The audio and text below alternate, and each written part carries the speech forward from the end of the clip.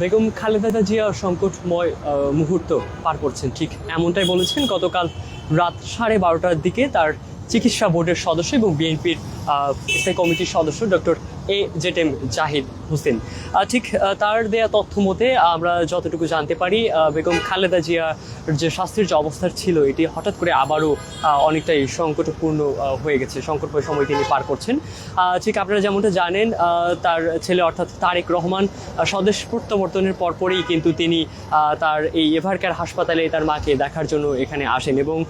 আমরা দীর্ঘ একটি সময় ধরে দেখলাম যে বেগম খালেদা জিয়ার স্বাস্থ্যের যে অবস্থা ছিল এটি ভালো খারাপ দুইয়ের মধ্যেই ছিল এবং পরবর্তীতে একটা সময় স্বাস্থ্যের উন্নতি হয় এবং এরপরে আমরা অবনতির বিষয়টাও জানি। একটি সময় তাকে দেশ থেকে দেশের বাইরে নিয়ে চিকিৎসার জন্য নিয়ে যাওয়ার কথা থাকলেও বিভিন্ন স্বাস্থ্যজনিত সমস্যার কারণে তাকে কিন্তু দেশের বাইরে নিয়ে যাওয়া হয়নি এবং এর পরপরই কিন্তু এই এভারকেয়ার হাসপাতালেই তার যে উন্নত চিকিৎসা সেটি কিন্তু চলমান রয়েছে এবং ঠিক আজকে আমরা সরাসরি আপনাদেরকে দেখানোর চেষ্টা করছি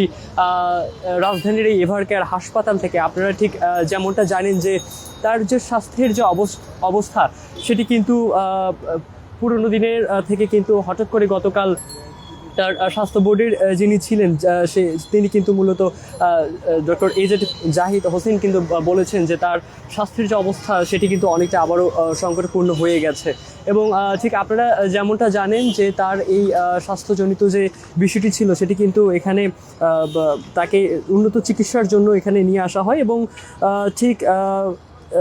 বেগম খালেদা জিয়াকে গত 23 নভেম্বর কিন্তু এই এভারকেয়ার হাসপাতালেই নিয়ে আসা হয় এবং এখানে কিন্তু তাকে ভর্তিরত অবস্থায় রাখা হয় এবং এর পরপরই আমরা খেয়াল করলাম যে তার যে স্বাস্থ্যের যে অবস্থা সেটি কিন্তু অন্যান্য দিনের থেকে কিন্তু এখন আবারও অনেকটাই সংকটপূর্ণ সময় চলে এসেছে এবং আপনারা জানেন যে এই বেগম খালেদা জিয়ার এখানে অবস্থানের পরপরই কিন্তু সমগ্র দেশের নেতা কর্মীরাও কিন্তু তাকে দেখার জন্য কিন্তু এখানে এসে উপস্থিত হয়েছিলেন এবং এখানে কিন্তু তারা দীর্ঘ একটি সময় ধরে অবস্থান করছিলেন। এর পরপরই তার স্বাস্থ্যের একটু উন্নতির কথা শোনার পরেই কিন্তু আর পরবর্তীতে কিন্তু আমরা